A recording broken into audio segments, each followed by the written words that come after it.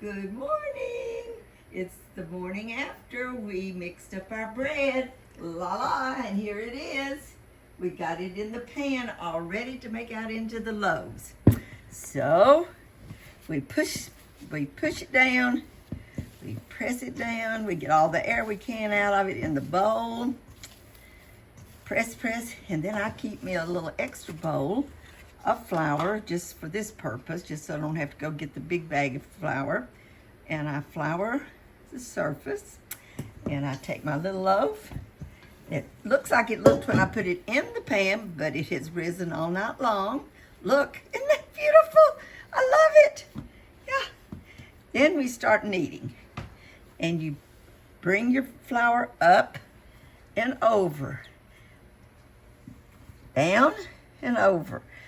And what you're doing is you're getting the air out of the dough so that it will be light and fluffy after you bake it. And you can hear the little bubbles bubbling out. You don't want to work a lot of flour into it. If you can see the surface here, you just have a little bit of flour, just enough to keep it smooth. You continue to knead. It's called kneading. And knead and turn, and knead and turn, and knead and turn, and knead and turn. Just keep on. I'm just showing you the whole, and this is what's good to do. It's good exercise. It's good for the mind.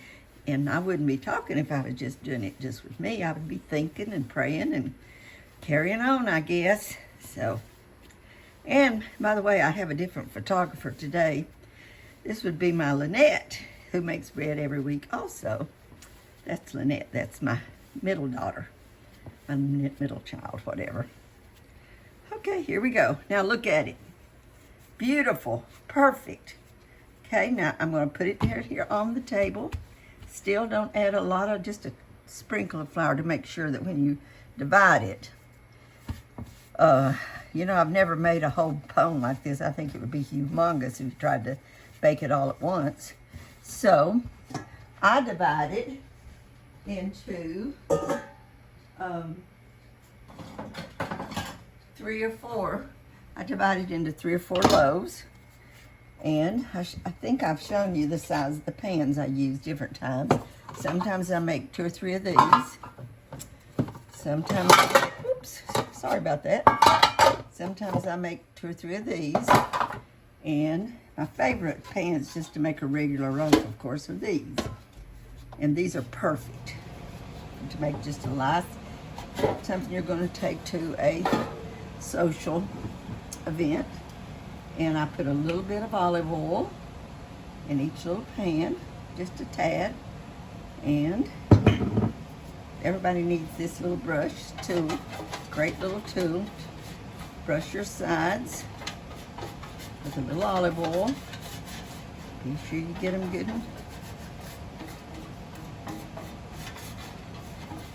and oiled.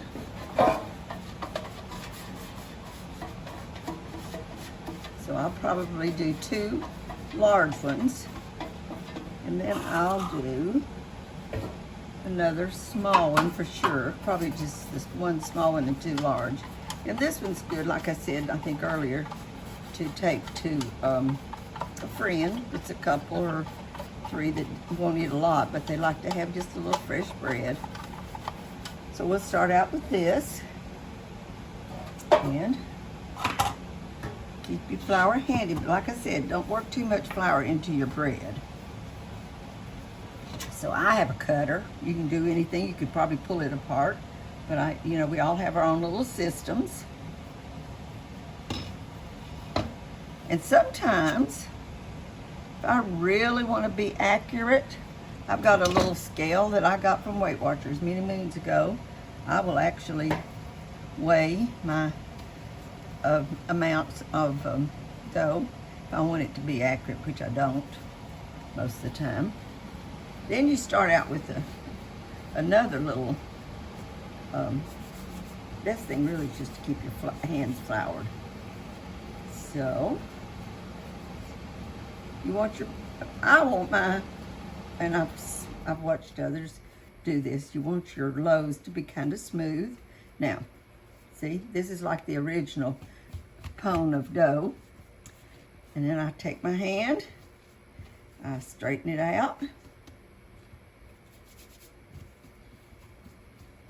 Somebody asked me why theirs was sticky when they did this, and I said, well, probably could have been that you didn't get enough flour when you made it, but I showed you in my previous video that you just follow the rules of the ingredients. Don't be sloppy in measuring. So then I have this I take my knuckles, kind of fill it out in the pan, shape it.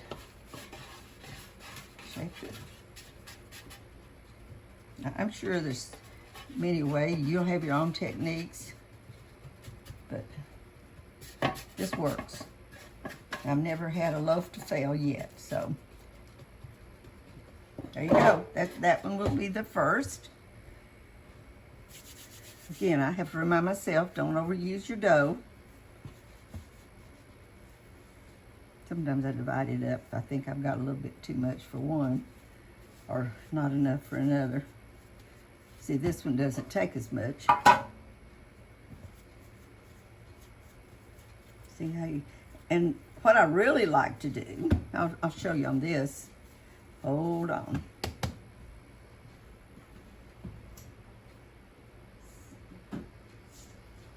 You can do lots of interesting little things.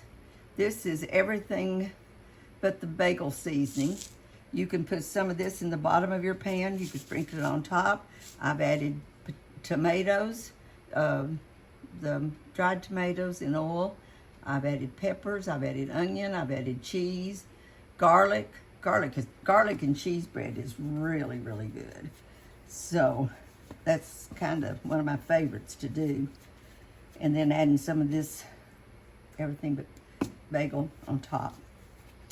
Creativity is, I think somebody famous said something about what creativity was, but I don't remember what it was. Creativity, just be creative, that's all I know. Look at that little pone of bread. Is that not just, I wonder if it's called a pone. I guess it is. Pone of dough. This one looks better than the first one I did. The other one has some wrinkles in it. I don't think it'll hurt it. Now, I had a friend the other day that told me that she didn't like it after it baked, that her loaves, the crust on the top would kind of crack and peel off. And she said she will make a cross cut in hers to keep it from doing that. I haven't done that, but if you find that your crust is separating after it's baked, you might try that and give it a little cut, like a little cross cut, just a little bit into your dough. So here we've got this one ready. Now let me tell you a thing or two also. If you want to take this and you want to, it's hard to do, you could flatten it out, get you a good rolling pin, roll it really, really thin. I'll show you a little bit, and roll it out like you would biscuit dough. And then you can make cinnamon rolls. Let's pretend this is a big roll here. You roll it thin, and then you put butter and sugar and cinnamon mixture, just like you would cinnamon rolls, all over the dough. Then you would roll it up like this, like you would cinnamon rolls. And I like to use some brown sugar and white sugar, or all brown sugar. You can also use some syrup, but I just use cinnamon and sugar and butter, and roll it up, cut them like that, put them in a 9x13 or whatever you're making, let them barely touch, they will rise, you bake them, you've got cinnamon rolls for breakfast. And another little trick I have learned is that if you're not ready to if your bread's gonna rise too much in the nighttime, then put it in the refrigerator till you go to bed, and then get it out, which is what I did with this last night. And it was perfect at 12 o'clock today to make out. But anyway, I'm not gonna make cinnamon rolls, but you could make cinnamon rolls. but you'd have to really work to get this dough. You see, it's very elastic. Just see, whatever that word is, and roll it out. Let's see, look at this. Is this not a perfect little loaf to take to a friend? Look at this. Is that not just perfect? I'm not going to add anything to it today, but just remember to be creative and try. I think Laura's favorite is cheese and garlic, and it is good. And sometimes, let me tell you another little thing. I'll take this out and show you. Sometimes I have put this on a just a cooking tray, and just like this, and let it cook, and you'll just come out with a beautiful round. And what's good about doing a round instead of in a pan, if you want to make sandwiches, you have nice rounds to make grilled cheese or any kind of sandwich. So I really worked this up a little more, but it doesn't really hurt it, what I've done to it this morning. But look at this. Look at these loaves. This one's got a hump in it. There's no way to get it bad. Overworking it is the worst thing. You just want to get the air out. Look, these will rise to be perfect. This one's a little wrinkled. I don't know why. Doesn't make me happy when it's wrinkled, but it never affects the taste. So I think that this might be the end of creating it, except for the baking. So when this rises to the top of this pan or a little more, in about probably 6-8 hours at least, in a warm kitchen, that it rises faster in the summertime than it does in the wintertime. Usually in the wintertime you can set it out for 10 hours a night and it's fine in your kitchen. I guess the difference in the humidity in the summer. And so then maybe I will take a picture of the finished product. So 350, 30 minutes, and have a hot oven, and you should come out with a golden brown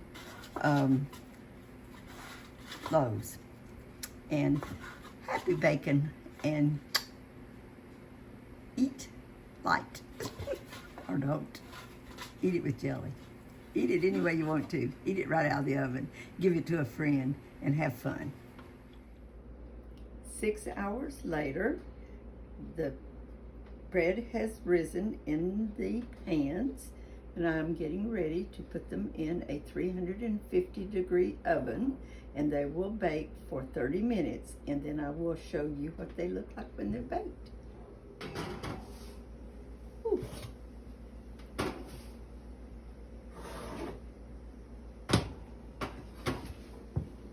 There they go. Ready or not, we're ready for them. And I will put